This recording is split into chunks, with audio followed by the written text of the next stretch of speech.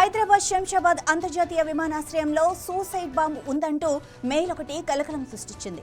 Malaysia నుంచి శంషాబాద్ వచ్చిన air Asia విమానానికి భారీ బాంబు ముప్పు పొంచి ఉందన్న సమాచారంతో అధికారులు ఒక్కసారిగా అప్రమత్తమయ్యారు. విమానంలో ఏకంగా సూసైడ్ బాంబ్ ఉందంటూ వచ్చిన ఒక ఈమెయిల్ ఎయిర్పోర్ట్ వర్గాలను, ప్రయాణికులను తీవ్ర భయాందోళనకు గురిచేసింది.